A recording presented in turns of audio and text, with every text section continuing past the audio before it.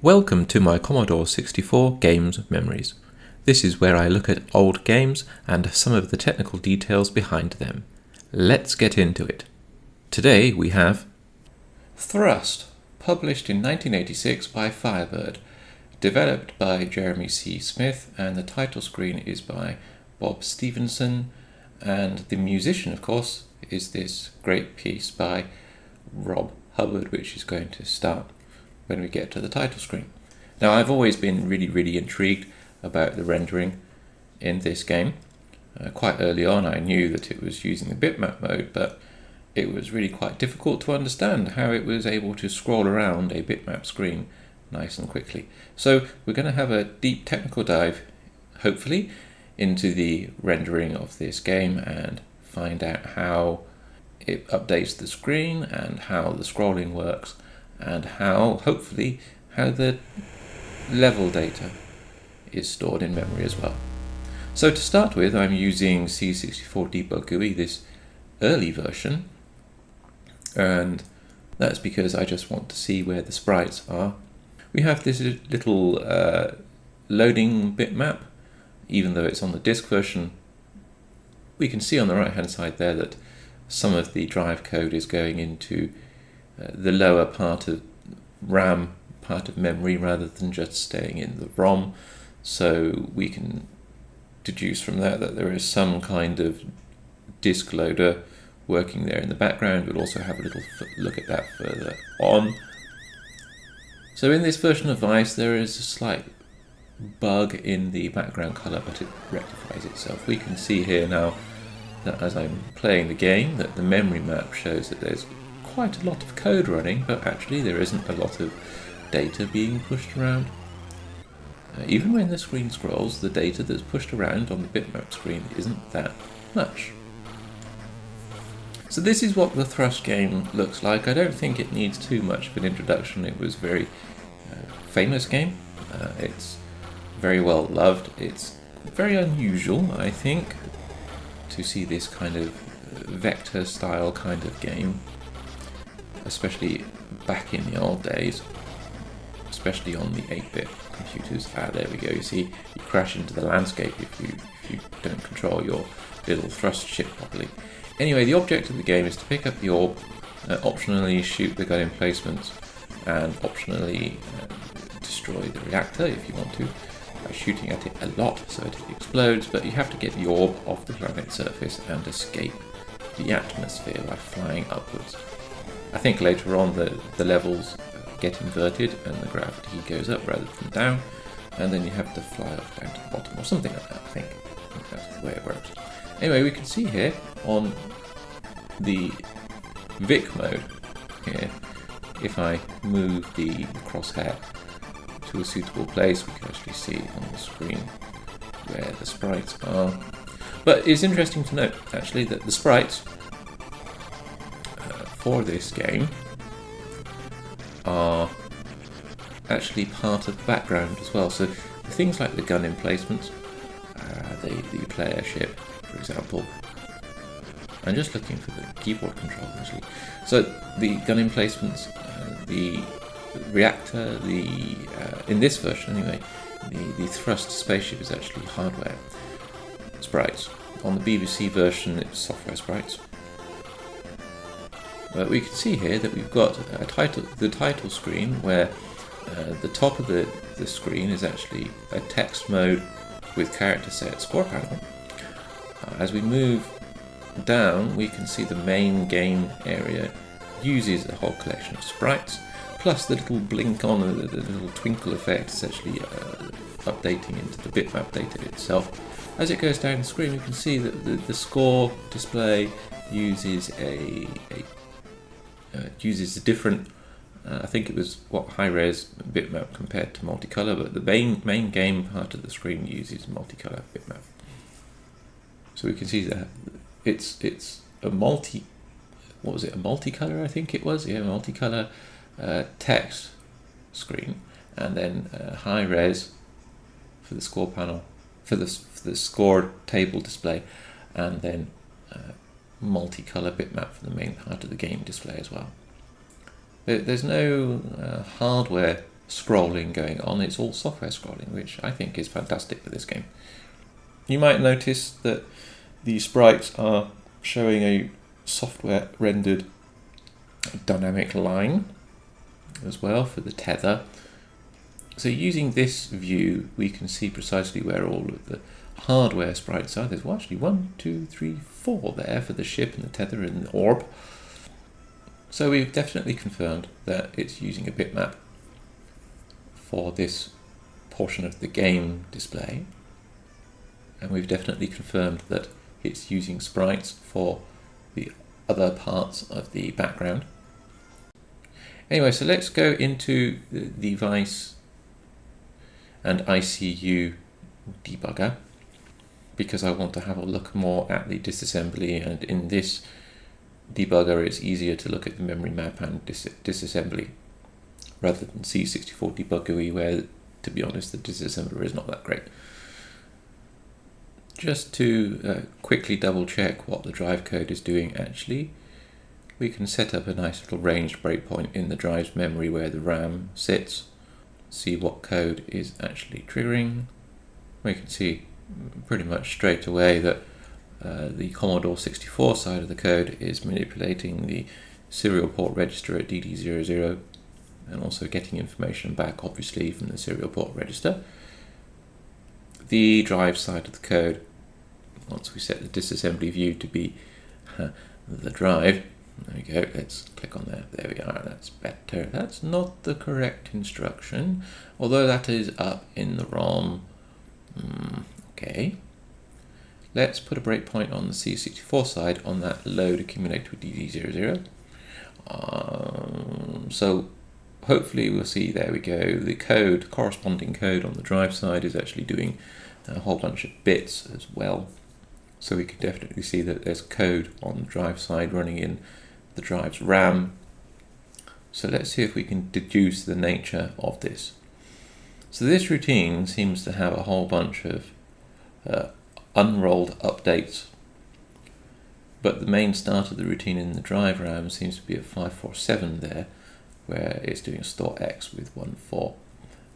The 140 page location on the drive is then shifted around, and then the results of that shift are actually then stored or used for storing into the serial port register on the drive, which is a 1800. So it's doing a store X, store X, store X, and it's doing that loads of times, probably 8 times in total, you know, because you want to send 8 bits for a byte, right? I can immediately see here on the C64 side, I can see here, look, there's a JSR to C90D, C90D, C90D, C9, and jump to C90D. That's 1, 2, 3, and then 4 of them. Well, that's a little bit suspicious, isn't it? What does C90D do? Well, it does a load or shift branch or character. Okay. The load A with C94A there at C8D5 on the Commodore 64 side definitely seems to be loading C94A into the accumulator and then returning from subroutine the RTS instruction there. So that's returning the result.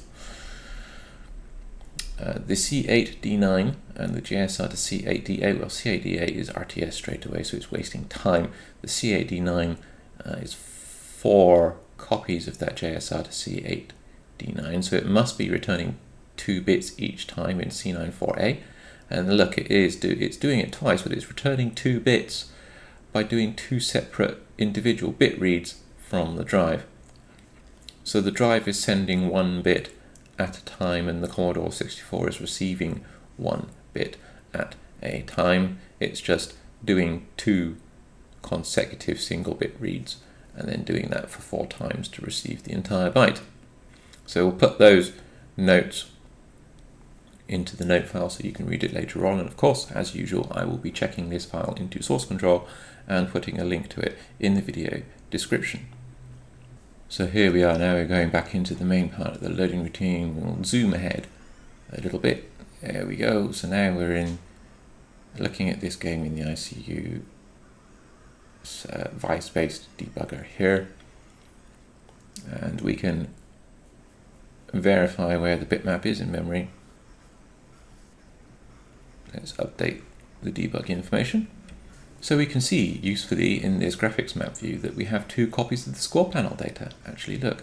So there's a blank score panel which doesn't update at the top of the bitmap, and then the updating score panel data updates the character set information immediately before the bitmap data in the same bank.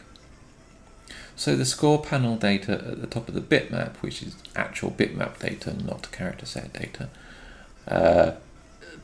isn't actually rendering at all. It's not rendering in the game, in the looping demo, and it's not rendering in the title screen, so it seems to be superfluous. In other words, not used. So this is how you're meant to play the game. The game self-rolling demo shows that quite nicely. However, let's go into the game manually. There we go. I'm not doing a terribly good job of controlling this because I'm also looking at the debug view to see if I can spot any nice little patterns. But we can immediately see here, look, the smoke, the bullets, the explosion particles for the reactor are actually updated into the bitmap proper.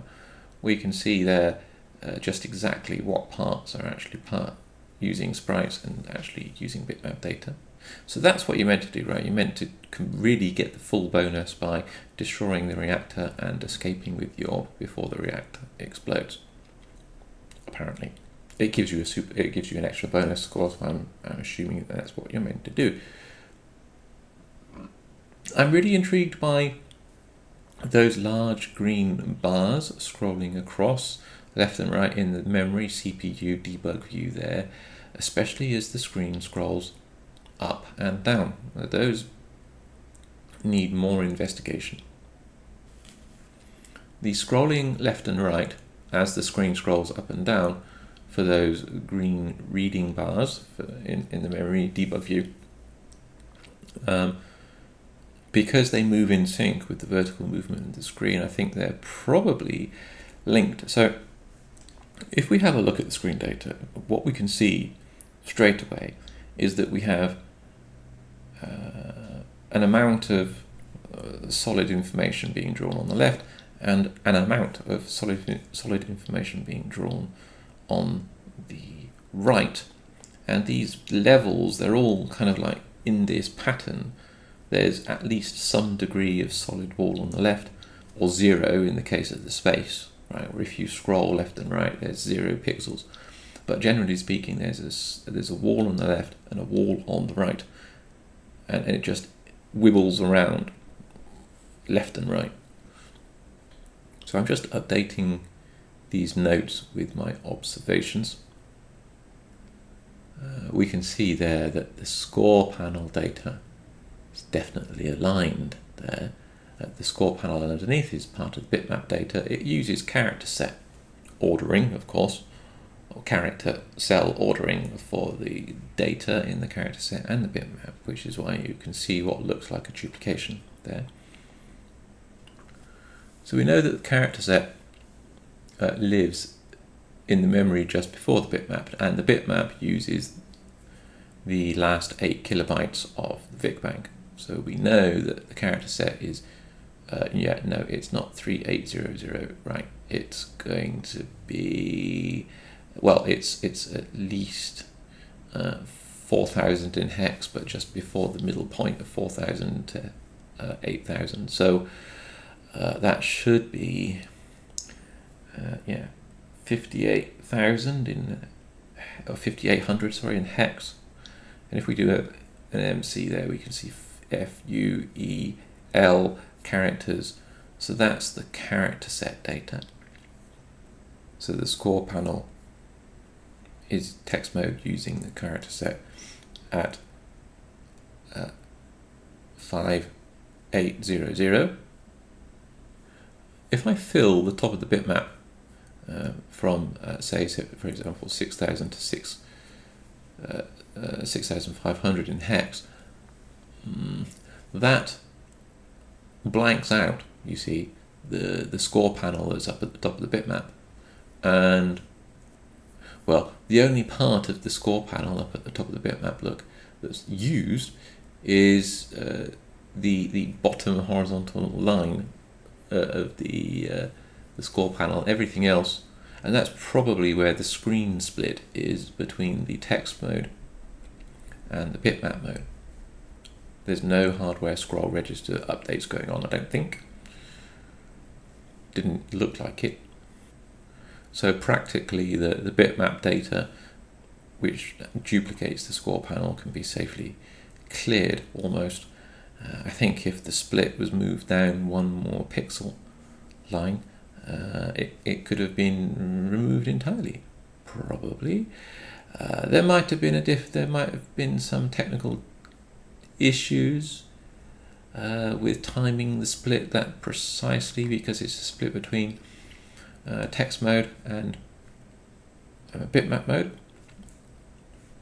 But I'm not too worried about that, to be honest. Anyway, so if we clear the whole bitmap data, so for example with 0, we can see it get cleared in the graphics map debug view first. There we go, get rid of it. And if we continue on with the game, what happens? Well, look at that. The level, when it scrolled, introduced a kind of pattern which looks like it was Eeyore filled. So look at this again, watch, see? It's only updating the areas of the screen that it needs to when it does a scroll. So if it thinks that that part of the screen has already got some landscape data there, it's not going to redraw that landscape data. And look, if I cleared the screen during the teleport in effect, the twinkle effect is still there on the screen, look. So it's basically doing what looks like a classic Eeyore draw, which is where it flips whether or not pixels or colors on the screen are on or off. It doesn't actually draw the colors. It Eeyores the colors in basically by flipping from black to yellow or black to red, and then vice versa to undraw them again. It does another Eeyore, an exclusive OR, to undraw the same data that it just drew. So this is a classical Eeyore render, which no wonder it's fast. If you remember, or if you look back at the Elite video that I did, Elite does the very similar line draw for its graphics. So all of the lines are Eeyore drawn onto the bitmap graphics data, which means that the lines are drawn twice, one to show them and then one to remove them so that it goes back to a black screen. And it's the same routine. It's doing it the exact same routine with the exact same line coordinates, and it's just doing an Eeyore to toggle the pixels on and then toggle them off again. In this, however, it seems to be doing a minimal redraw Eeyore, which doesn't redraw the whole screen. It's only redrawing the parts of the lines that it thinks need to get updated. So if I fill this bottom right hand portion of the screen, you can see the memory range of the bitmap data, which includes those pixels in the bottom right hand corner of the graphics debug view there. I've filled it with FF so you can see that the pixels appear nice and bright and bright color there. So I need to look for a code, or the code, to trigger on this memory range here. I'm only interested in looking at updates to this portion of the screen because I know that it's going to contain landscape data and pretty much nothing else like stars, and I just want the code to trigger on a watch point right there because I want to get the landscape draw code, not star draw code or anything else. So the transition from the title screen to the game screen actually redrew the entire screen. It cleared it and then it drew the screen. So we're going to put, there we go, we put a breakpoint, basically a watch store, and we could see there that the watch store triggered on this code, which definitely includes Eeyore instructions. Looking at this code, it seems to draw the upper nibble and then the lower nibble by doing a separate Eeyore, with X being used as a counter. and that's probably updating the nibbles like that so it can draw lines on the screen with a gradient, for example. That might be one reason why it's doing that. But basically, the takeaway from this is that it's using an EOR to toggle the pixels on the screen. Now this is interesting. As the routine continues on, I can see that it's doing a load accumulate with 500 in hex, y, and then it is doing some comparisons with data that's in this part of memory. Now 500, it seems to be reading the whole 256 bytes up to, because it's using a Y index register there, and Y currently is at C7, so it seems to be looking at the whole 256 bytes or 100 bytes in hex range for this memory block at 500 there, and it seems to be using these values. Now if you recall back to the memory display, there's a large green rectangular block scrolling left and right all the way up at the top of memory, down a couple of pixels. So this seems to correspond to that large green memory reading debug block in the memory debug view there. So I think that memory block at 500 there needs more investigation later on. It seems to be coupled with, or very much related to, the minimal EOR line draw for the landscape.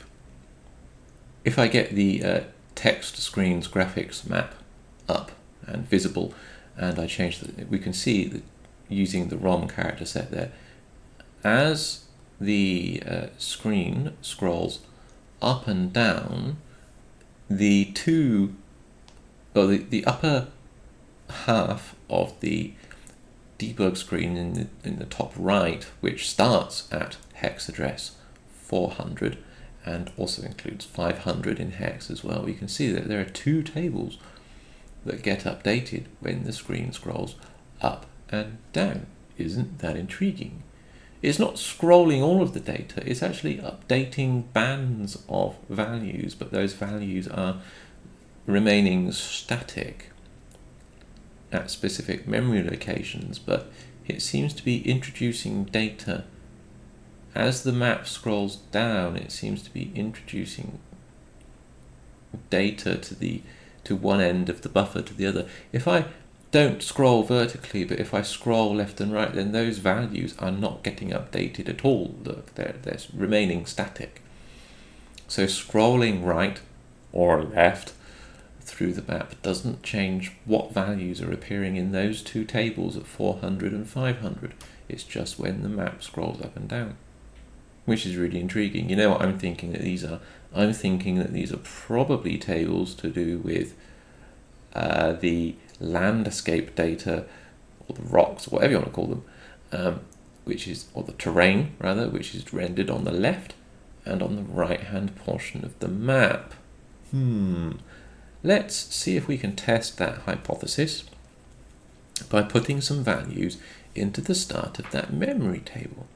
So I've put a value of, say for example, 9e, which I saw in the memory dump there, at the beginning, 16 bytes or 10 bytes in hex in the table at 500. Nothing displays at the moment. Let's make that value a little bit, put it into a larger memory range, so 500 to 540 this time. That didn't seem to do anything. Okay, so let's make sure it's really there. I think it got overridden when the screen scrolled, right? So yeah, the screen has scrolled. Look, see the screen scroll upwards. Look, on the right hand side there in the bitmap with the game data, look, there's a little red block. Okay, let's change that value so it's less than 9e. Changing it to 80. Wow, look at that. There's a whole rectangular block that has been introduced, and it scrolls around properly with the game map as the game map scrolls around. Now if I scroll down all the way down to the bottom, look, and then scroll up again, it's refreshed part of that buffer data. So the buffer okay, so there are alternate lines being rendered for the landscape. So if the screen is 200 pixels high, which it roughly is, every alternate pixel line being rendered is going to mean that there are roughly 100 values. 100 values is a lot smaller than 256 values for the whole table. So there seems to be some sliding window, if you like, of pixel lines being considered for rendering, and then if that sliding window is far enough away, either the beginning or the end data, depending on the direction of the screen scroll, refreshes that buffer. So the buffers at 500 definitely. 500 seems to be the right hand portion of the terrain. 400 will probably be left. We can test that in a minute. But we seem to have like a cache of scanline values for the map, which scrolls around with the game. In other words, the sliding window moves around with the game's vertical scroll, but it's a cache so that the values don't persist there completely. They get overridden depending on how much the screen scrolls vertically. Okay, so we can update the debugging information there with these findings, and then we'll press on. Let's update the table at 400-ish in hex to 4FF, and let's update all of it, but with a value of 60, which is quite a bit less than 80, of course, in hex. It's 20 less in hex, actually. So there we go, look. The table at 400 to 4FF in hex corresponds to the left-hand terrain wall, and the table at 500 to 5FF corresponds to the position, the horizontal position, of the right-hand terrain wall, and it's got this gap in the middle. So if I fill this table when I scroll far enough, there we go, let's fill both tables again with those values. There we are, 60 and 80, there we go. I've opened up the bottom of this shaft, or well, if you like, in the terrain. So obviously the level data has an ending, right? But I'm overriding the calculation of the level data. There we go, look, there's a gradient coming in, probably from level data which shouldn't be read because I've scrolled way off the bottom of the first level. But I can continue overriding the level data with my own horizontal wall positions. Now that's interesting. Well, that's certainly useful to know. Look, we can see, yeah, you see there was a little flickery line coming in there. I don't think the level data was valid. Scrolled down too far. So let's go back to the snapshot now, and let's look for a load at 480, which is inside the middle there. Where you can see it's definitely using it for the screen render. That's not a surprise, right? And that's the EOR draw code, but for the left-hand screen edge that we saw last time, that seems to be doing a little subtraction with 5.5. We'll look into why it's doing that later on. Just something to note temporarily. Oh look, I've just seen where that's being updated. The store X 8 to AF up above is self-modifying that SBC immediate value there. Look, 8 to AE, 8 to AF. Oh look, so storing X into 8 to AF. Okay. So this code here seems to read the left edge table at the corresponding Y index into the table, with subtracts a self-modified X position, I'm pretty sure. Looks like it, right? You're taking, the code is taking the horizontal size of the left-hand terrain landscape value, however many pixels there are, and then it's subtracting a value. And it's, at the moment it's 55, right? If we assume that it's the X position, it seems to be, for example, reading a value which is inside the middle of the table. Seems to be rendering blank area right now, and it's basically doing it's basically rejecting that line completely from being considered because it's open space. Okay, so, or rather the left terrain says that it's open space. If we keep on stepping through until we get a value in the accumulator which is not 0, there we go. Right. So I think this is starting to render the left hand sloping edge of the terrain. Now, subtracting 55 from that value produces 0. Let's step ahead a little bit more. I think it's rendering that left-hand sloping edge on screen now. So let's see what happens with the calculation. It compares it with 50 after doing the X position subtract, and 50 in hex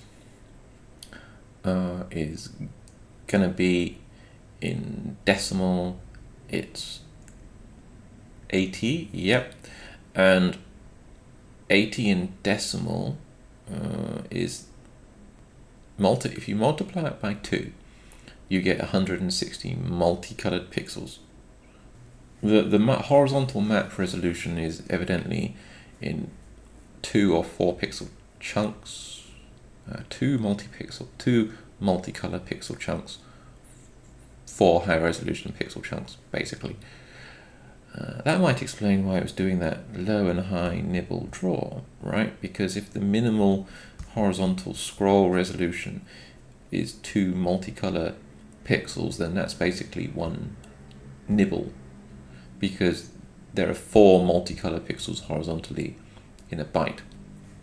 Okay, that's the screen format. Each multicolor pixel is 2 bits, and there are 8 bits in a byte, so that's 4 multicolor pixels horizontally. Anyway, so it seems to be doing a right-hand coordinate check, and if it's within the realms of the screen resolution, it then seems to be subtracting a value that's in the table at A000. I think A000 is that last cached value for the screen scan line that was last drawn. If there is any change between what was drawn and what was not, or what was previously drawn, then it seems to be calling the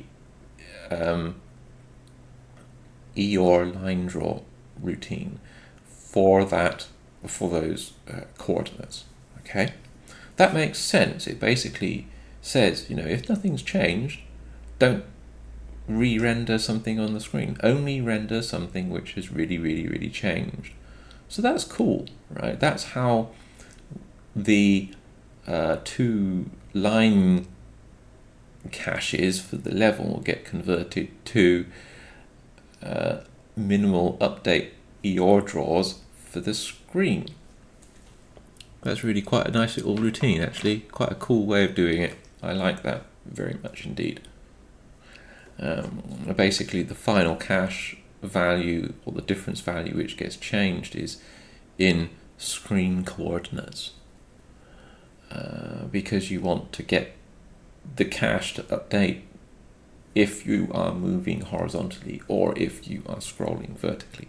It will then detect both horizontal and vertical movement with the same single comparison, which is a really, really cool way of doing it, because you're comparing in pixel screen coordinates rather than map-based coordinates.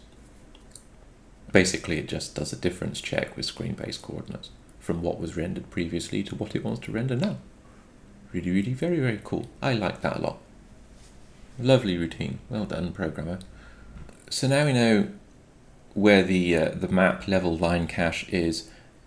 I wonder what routine calculates values into that, because that's the routine which is going to convert internal level data to the vertical scrolling map based line cache. Okay, so we'll look for that routine now and we'll see if we can understand how it works. Good luck.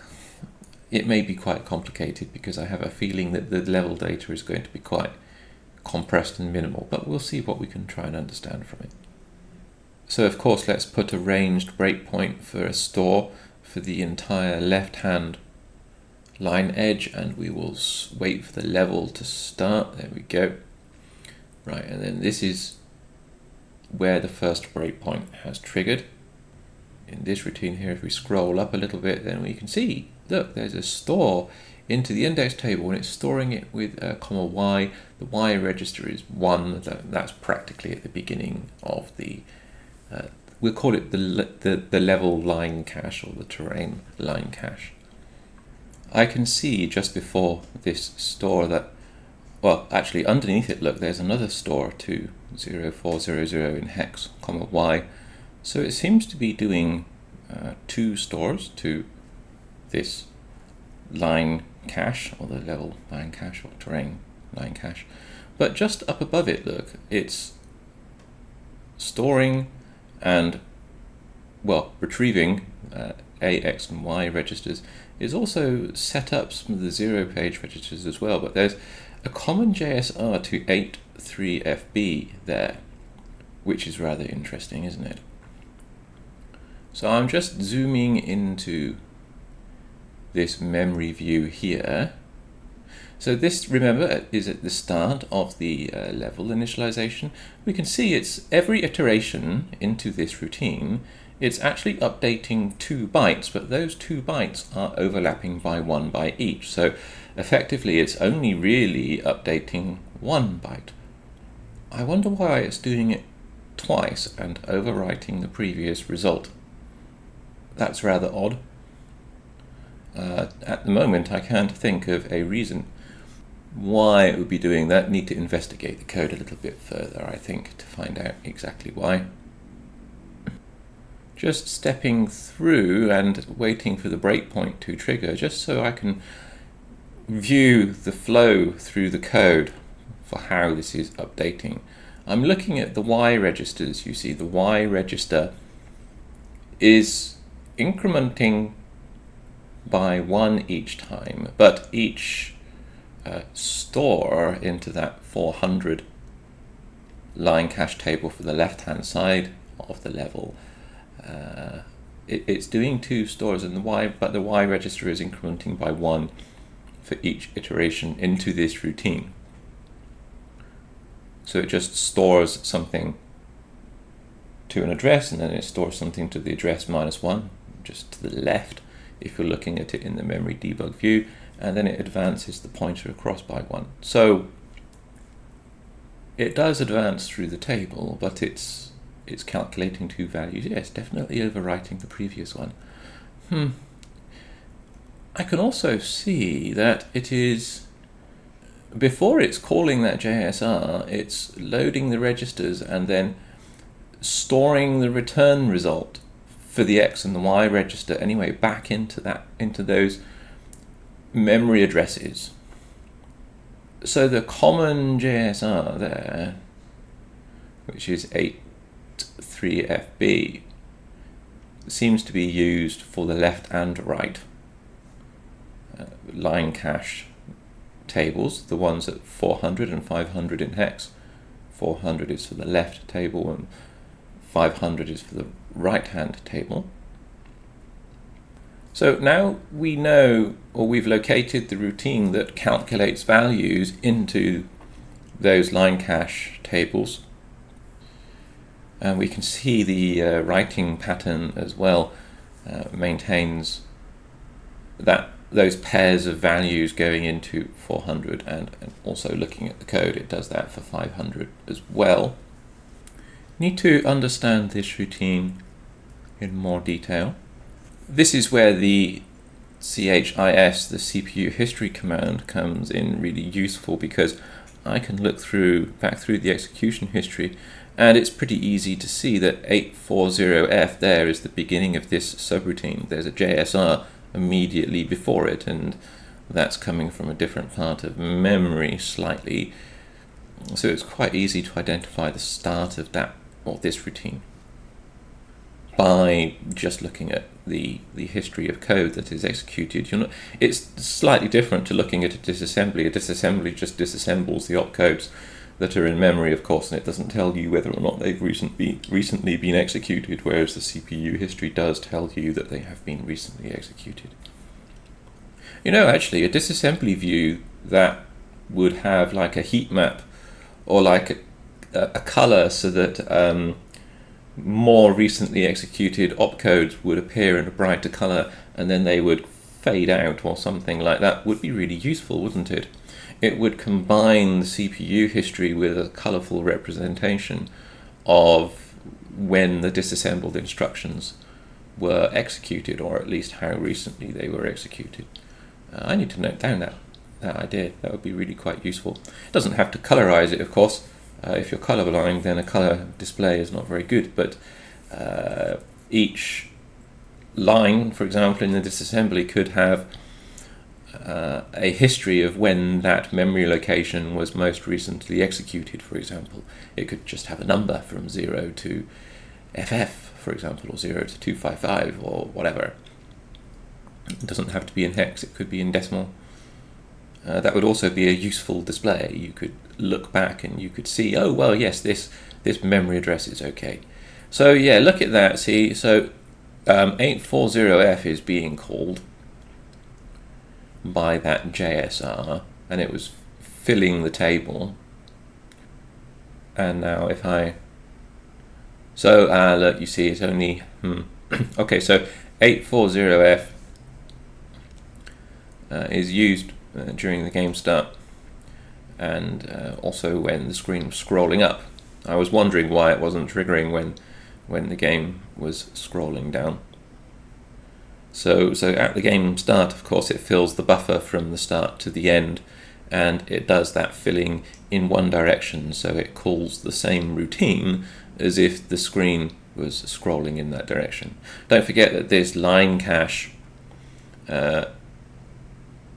refreshes the data before and after the little sliding window has moved far enough along the line cache. So the line cache doesn't represent the entire game map. The game map is incrementally added to this line cache. It means that if you bounce between scrolling up and down between a certain part of the map, for example, then it's not going to recalculate values. I'm guessing it would realize that the screen hasn't scrolled far enough to cause the line cache to insert fresh new values outside of the sliding window. Basically, the green bars that we can see in the memory view, those green bars represent memory reads. The yellow ones, I think it's yellow, represent writing. So this routine at 83 FB, definitely an interesting function, right? But yeah, I can see from the disassembly that when it's scrolling up, then it uses a slightly different entry point into this. So basically, the slightly different entry point has got different values being added to what was it? Looks like different pointer values or something like that. 83FC is pointing backwards into the code a little bit. 83FD, 84B3, for example, it looks like it's updating values in the code. So some self-modifying code is not unusual. Self-modifying code is often used for speed purposes, but also to reduce the memory. If you've got like a routine which is extremely similar but only differing in a couple of different, say for example the instruction for an add gets changed to a subtract, or an increment from to a decrement, or the memory address that you're storing stuff to dynamically, if you have a common routine but you update it with self-modifying code, then you don't need to have a duplicate of that routine in memory with just a couple of bytes changed. You can change the bytes before calling the routine and then do it that way. So that's why self-modifying code is useful. Sometimes it's for speed, but sometimes it's also for speed, but sometimes it's also for saving memory as well. So the self-modifying code here, in these older processors especially, I would use self-modifying code quite often. I remember one time I got myself into a bit of a puzzle with Tusari when I had the wrong self-modifying address in the code, and what was meant to be drawing a boulder which was animating with characters was actually animating it all the way through the code in memory and causing weird and wonderful crashes. Anyway, so this is what CPU history tells us very quickly and very easily. 84D3, look, there's an add with carry, 84D3 there. There it is. I'm looking at this decrement for 70 in hex there, and that seems to be like a little counter 0-page variable for the number of times it needs to iterate through this level setup routine here.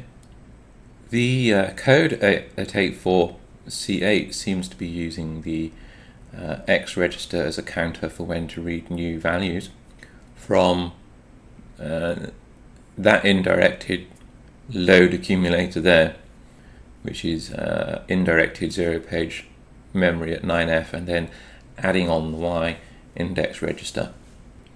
So this seems to be reading in a new count value from 9F and also adding into the accumulator the memory pointed to it at 9D, indirected 0-page addressing with the Y index added to it. This add, the ADC instruction, is an add with carry basically. It seems to be maintaining, this routine seems to be this common JSR routine in the middle of the line cache update seems to be putting or making great effort to maintain the accumulator register excuse me, with a value for the accumulator which goes into the line cache, and we already know that the line cache is basically a horizontal position either for the left or right hand terrain for how far it comes into the middle, or its coordinate basically in terms of the level. So we know that this accumulator value is already an X position, so it seems to be accumulating a value into the X position, which then goes, in this case, into the left-hand line cache. It also does it for the right-hand line cache. So it seems to be a delta value for how far to update the X position. And it seems to be adding on a delta value to the X position, and it does that for a certain number of counts in the X register. So it's doing that for each line as it goes down the level line cache, terrain cache data, right? So this seems to be a very quick and easy way of encoding the level data. So it's processing the level data vertically. It's starting at the beginning and it's adding a delta value for a particular number of scan lines, and it's repeatedly adding that delta value. So because it's an add with carry, it's assigned add basically. So if you remember your 2's complement mathematics, for example, you can just add FF, which is effectively -1, and that will decrement, or that will subtract the value rather than add it. If you put a side value of 1 in there, for example, then you would increment the value in the accumulator. And you can do that with a whole range of numbers, of course, from whatever it is, -128 to 127 or something like that. I'm looking at the code underneath it, and look, you can see that there is a subtract with carry variant at 84 D9 approximately, right? The routine, sorry, D84 D7 just up above it, look, that's the entry point there, that increment x. The subtract with carry is probably because it's going to be doing that for the reverse. If you want to go back up through the level data and go backwards through it, perhaps that's why it does that. Not entirely 100% sure about that, but that would be my initial best guess, which would be for the reason for that routine existing. So if you're filling the line cache table backwards, you want to reverse the mathematics. So you don't want to add the delta, you want to subtract the delta, for example, for the x positions. So let's have a look at the actual memory now that's contained in those memory pointers, shall we? I think we're getting really, really close to how the level data is encoded. We're going to need to take some more copious notes at some point, because I'm holding quite a lot of stuff in my brain right now, and I haven't had enough coffee to do that effectively yet. So we have these two indirected memory addresses, the one at 9F and the one at 9D. Look. Hello, cat. Yes, I know. My cat's also having a look at the code. She's demanding head pats and chin scratchies. So at 84CE and 84D3 we have the load accumulator and the add accumulator instructions, but it's with 9F and 9D. So we look at these memory addresses in zero page, and it's a pair of two values, a low byte and a high byte for the memory address, and then the Y index is added on to whatever that memory address is. So we're looking at what's it going to be? Well, it's 45A0 and 3CA0, but we have to reverse those 2 bytes or those byte pairs. So we'll take that as a note for the notes file. Don't forget that we're just looking at this routine from the point of view of the left-hand line cache at 400 in hex first. Now, the accumulator delta value, basically the accumulator plus value, is being read from 8045, and then the new x value is being read by the instruction at 84CE, and then it's transferring the accumulator to x at 84D0. So, and that's using the data at 9F, right? So that's A03C. So now we know that the accumulator delta value is at this memory address at 8045, and the x value is at 803C. We can have a look at how that memory is encoded to see if we can understand this routine a little bit better. I just want to see how these values change as the code executes. So, if you're looking at the screen intently, you might have also spotted the same thing that I spotted. Look, the data at what is basically the start of the stack has the message Firebird repeated inside it. Look, in that memory dump there. That's interesting. It doesn't really show in the ROM character set, and that's because it's not using it's probably not using the screen code character set. It's not, is it? It's probably using ASCII, which is subtly different to the screen code character set, so it's not going to appear in the debug view there. So the ICU debugger could also do with having an ASCII character set rather than the ROM character set, either the uppercase or lowercase and then ASCII mode. That would be really useful, wouldn't it? Need to also note that down. But yeah, look at that. So yeah, the stack is filled with Firebird, Firebird, Firebird, and there are descending 2-byte values at the beginning for every 16 bytes there for each row. I wonder what the purpose of that is. This video is going to be extremely long if I look at all of these things all in one video, but I really want to have a look at the level data encoding. But yeah, I wonder if there's some kind of like decryption code or something like that which relies on the start of stack containing this repeated value. Anyway, Let's put some breakpoints there and there just for the left-hand line cache, and I want to see if those values at 9D, 9E, 9F and A0 are the same. Those are the values which are what I think are the level data encoded delta values and counter values for this level. So if it's consistent for this level, for the left-hand line cache, that means it's definitely the level, pretty much almost certainly the level data. I can see if I step to the next line down in the level initialization code there, in the next iteration, I can see that those values are consistent, so they're not changing.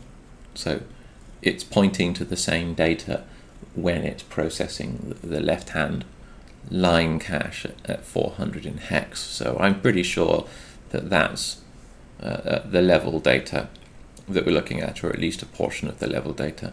I imagine the level data for the right-hand edge will be pointing to a different byte in memory, of course. So we're looking at two tables. So I just need to write this down in a note for my memory purposes, but also for your informational purposes as well. So if you want to read through this, it's getting quite long, isn't it? This debugging file, debugging details file, it's going to get committed to source control. You can have a look at the process. I basically usually complete these things from top to bottom. Sometimes I will go back and refresh earlier information as my understanding clarifies.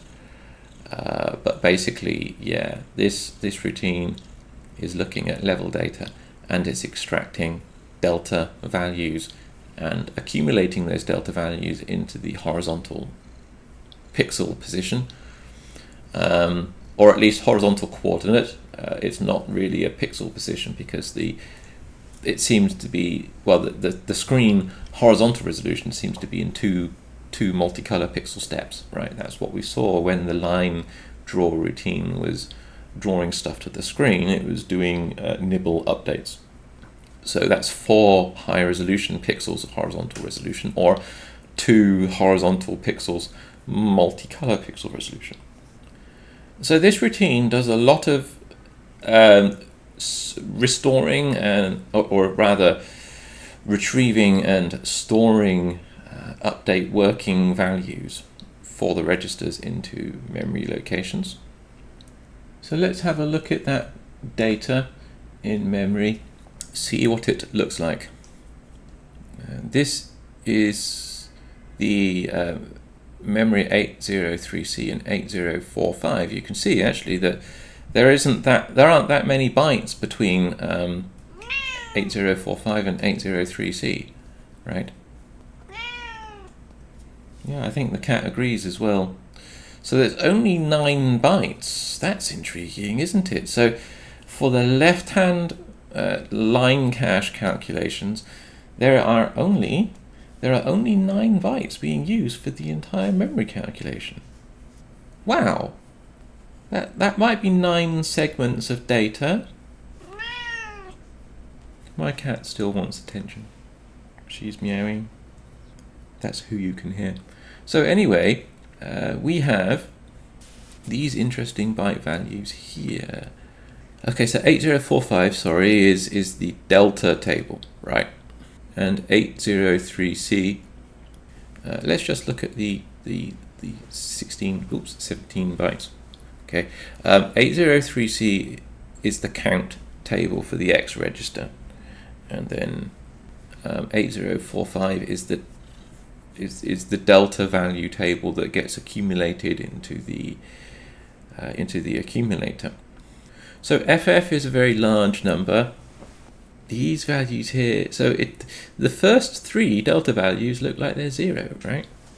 If we put the data like this, and then we add some explanatory notes here. So this is the counter, that is the accumulator plus the accumulator delta value.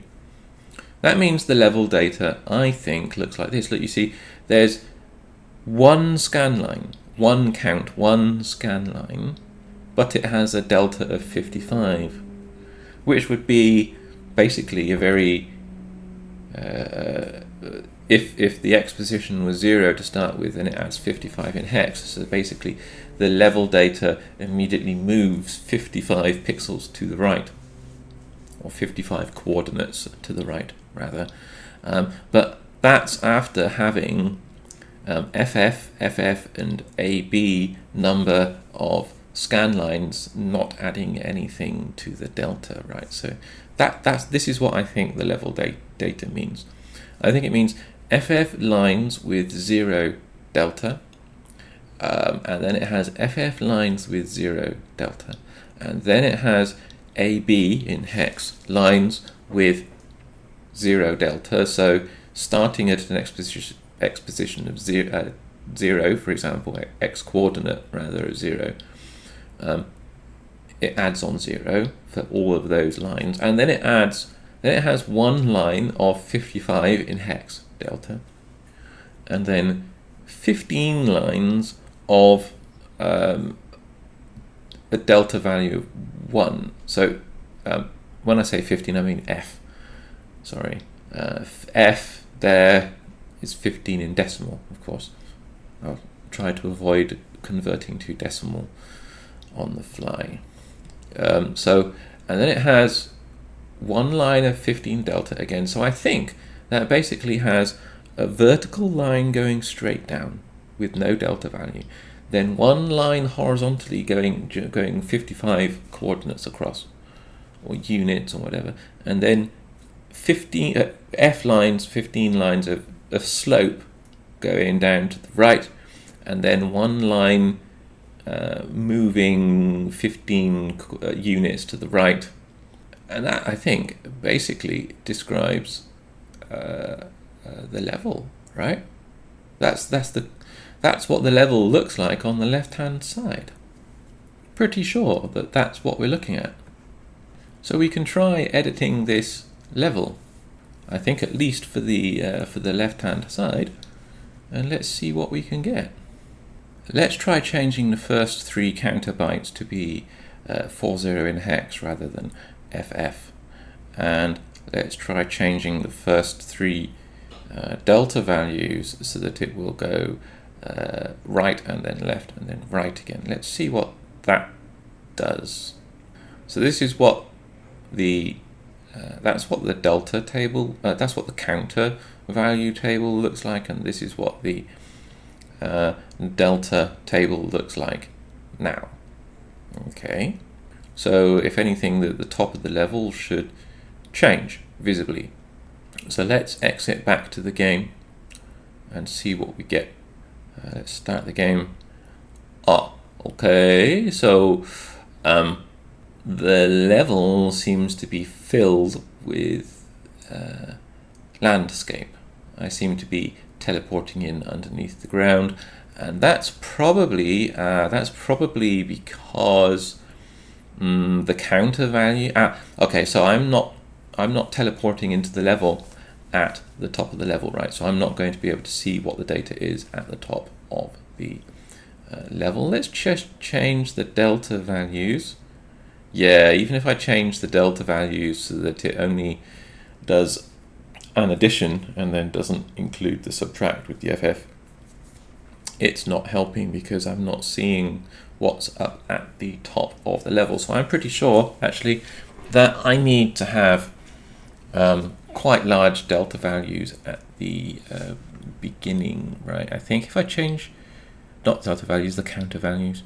So let's have the small counter values at the beginning, but have large counter values at the end, and then let's fill in the whole level data, those 9 bytes basically, with no delta, and then a small delta, no delta, small delta, no delta, no delta, no delta, no delta, right? So I only want small delta values. Ooh, look, now that's better. If I look, you see I've got a nice regular slope now. Oh, there's a whole bunch of data up at the beginning of the level. Well, that's progress, isn't it?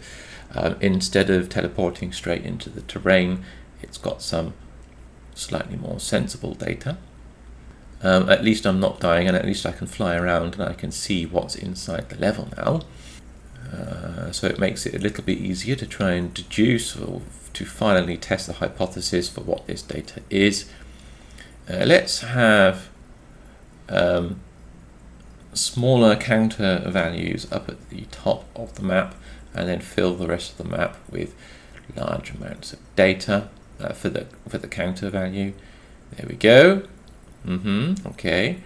What happens now if I fly up? Can I fly up a little bit further, perhaps? Okay. Let's see. Now, what can I change this time? I'm just wondering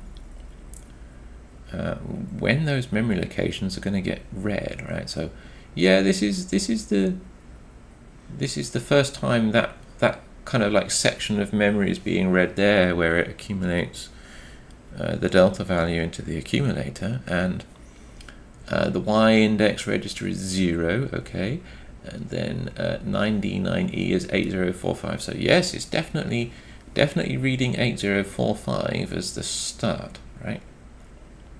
Okay, that's fair enough. And the accumulator was 0 for the first time it was doing that as well. So let's fill the entire counter memory with large values, and then let's fill the entire what we think is delta value memory with nothing, okay? And then we will now see that there's no data on the left-hand side. Okay, so that's also progress. And if I fly all the way up to the beginning or the top of the map, there's nothing there. There's no terrain up at the top of the map either. So I think that tells us that we can successfully edit the map data now to remove the left-hand side of the terrain. And then this slope is coming from the right-hand terrain slope, right? I probably flew off to the side of the map and it wrapped around. These maps, they wrap around. You basically teleport from the left-hand side to the right-hand side and vice versa. So, now I know, let's add just one single delta, and then that one single delta on the left-hand side. Oh, there, look. Okay.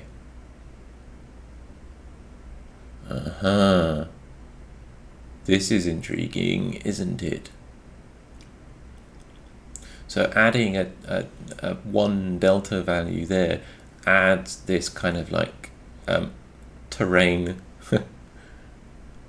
So if it's adding a delta of 1 and it's doing it for FF scan lines, of course you're going to get that value wrapping around, aren't you? Okay. Yeah. You're going to get some really weird effects as the coordinate base wraps around. So I put a delta value of 30 in hex in there. So the first accumulator value that is being added onto, yeah, so the accumulator changes from 0 to 30. So it's definitely a delta. Definitely, right? Because that's what the maths shows us what it's doing. And then it stores that value into the left-hand line edge there. So let's make sure that the first delta value is 0 and then make the second delta value a 1. Okay, yeah, this is where we get back into the terrain filling the whole top of the map again, because I'm teleporting in quite a way below the beginning of the map, right? So, and yeah, that's still filling in at the beginning. So it does. So the two delta values for the beginning of the map data, it's not that they have to be the same. Let's make them all 0 again. But I think let's make the next two delta values a value of 1. Yes, look, see, we've got that. But it's shifted up a bit now. Okay, so this sloping line looks like that now. The position of the sloping line has changed. Okay, let's see if we can shift that sloping line down 255 pixels, because we've got FF as the next counter as well, right? If we move down, oh look, there it is. And don't forget the vertical resolution is multiplied by 2 as well, because we're rendering alternate lines here. So actually that's more like 510 lines, right, in terms of pixels on the screen. So that's almost, well, that's double. That's double. That's like 2.5, 2.25 screens. Okay, so let's change. Now I've got that line slope with a gradient of 1 in there. Now let's change it so the line has a gradient of 2. There we go. Look, you see the gradient of the line is a lot. Which way around? The slope of the line has changed. So we know that that's definitely like a delta value being added onto the coordinates. So the right-hand edge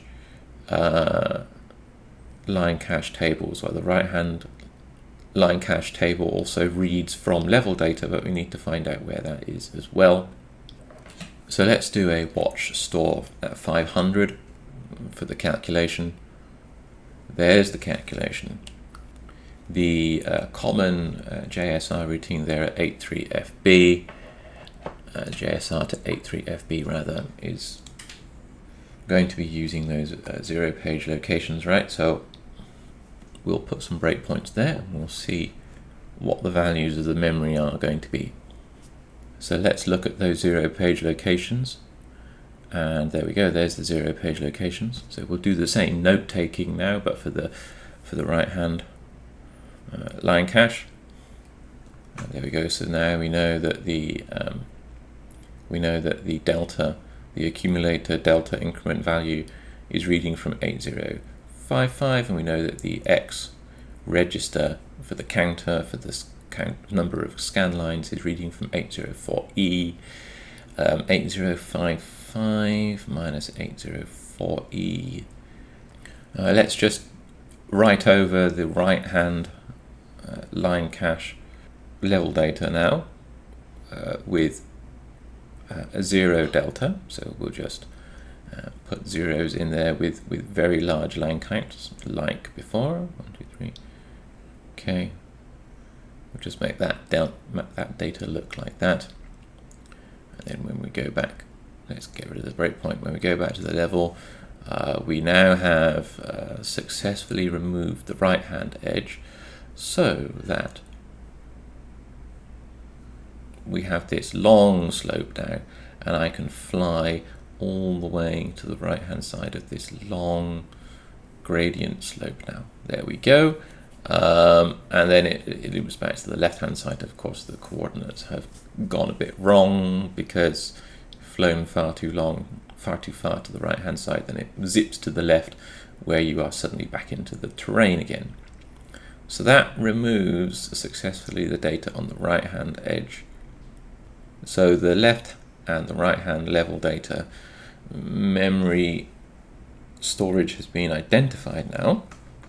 Let's see if we can edit the level data to be a little bit more sensible. If we put a breakpoint at 8484, then that's for the first A register right hand edge update, if you like, because that's just before the store into 500.y.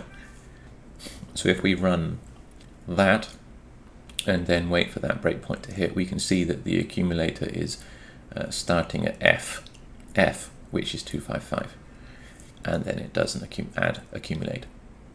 So now we don't have any data for the right hand edge table in the map data. Let's change the left hand edge map data so that we have a large number of pixel rows at the top of the map for at least a couple of screens, and then we have these much smaller 20 values here, 20, 20, 20, 20, basically repeated strips of 32 pixels in decimal high, 64 pixels in reality because the Y resolution is multiplied by 2. So we'll have 0 delta for the top of the map, but then we'll have little delta values, a little slope followed by a vertical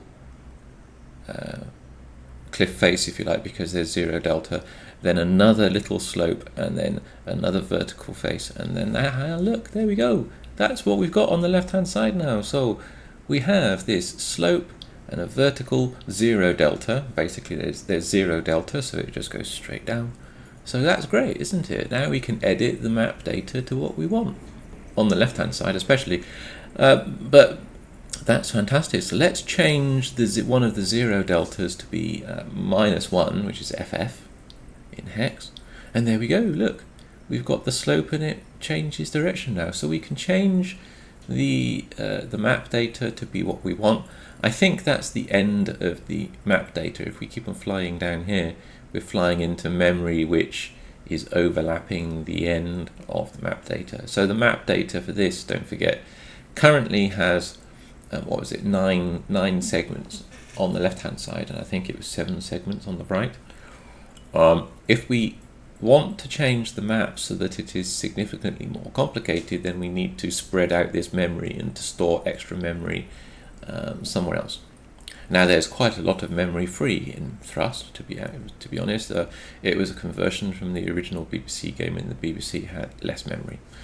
So, because I think it used more memory for the screen, right? And the memory layout on the BBC machine is a lot different to the Commodore 64. There's a lot more RAM available in the Commodore 64. Anyway, so that's why this game doesn't use much memory. So this shows us now that we can have whatever map data we'd like practically. We just need to find out where it sets up these 0 page addresses for the map data, so that if we wanted to have larger maps, we can move the map data to somewhere else and then point it to those new edge tables. But basically, yeah, look, now that pointy area has now been made flat, you see, look. Woohoo! So yeah, that's definitely the level data now understood, at least for the terrain layout, which I'm really, really happy with.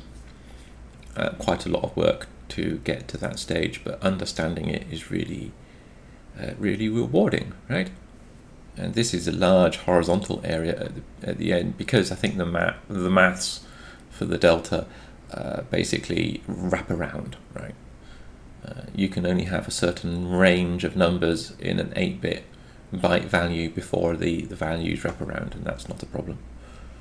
So to finally understand the level map data, at least for the terrain, we need to understand where the level addresses are set up. So let's try and find that in the code. So don't forget, the level delta value accumulation code uses 9D and 9E, 9F and A0. So, and we can see from the disassembly that 9D, 9E, A0, etc. comes from A4C2, A4C3, A4C1 rather, not A, 84C2, 84C3. So we'll look at what stores into 84C2. I think we need to look at what stores into 84C2 and 84C3 when the level initialization starts, and that's where we are now. It's cleared the bitmap, look, already, that we saw that in the memory view, but now here we are, we're in the level initialization routine quite clearly, look. So it's loading values based on the X register from these little tables here. So A909, A903, that's a maximum of 6 levels, isn't it? 9 minus 3 is 6. So yeah, okay.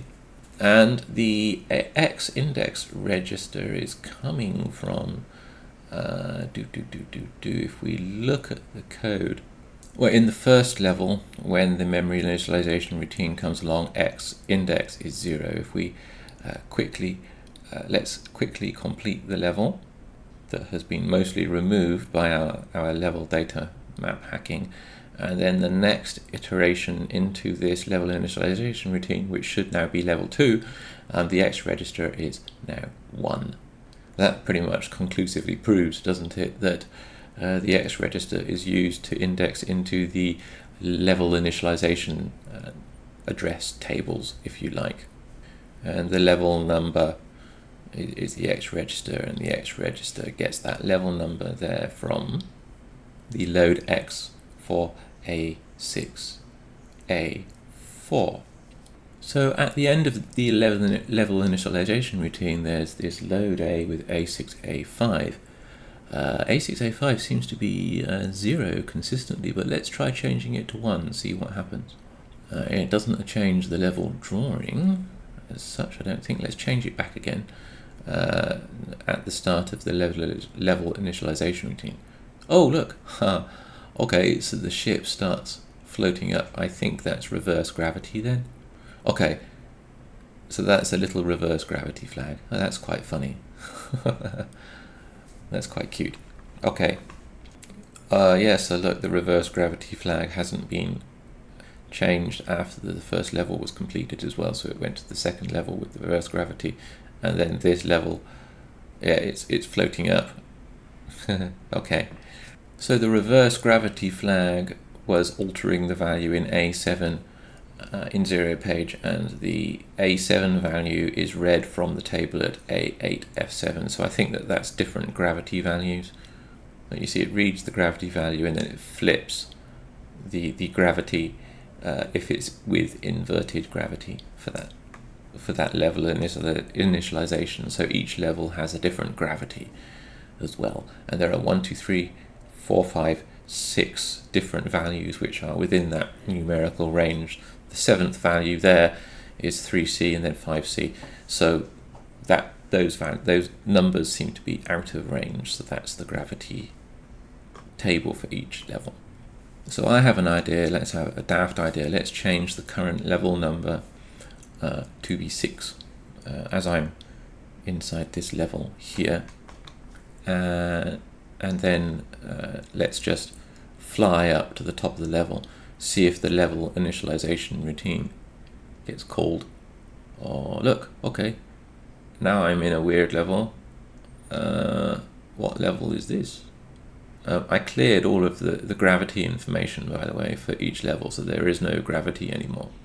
Right, so this must be level. So this level is a little bit easier, I suppose, now that there's no gravity. So without the gravity, I can fly down to the bottom and I can pick up the orb. I've just noticed the problem, though, that the orb doesn't seem to settle down. So actually, navigating this part of the level, I've got this rotational. Okay, no, that didn't work, did it? Yeah, the orb doesn't.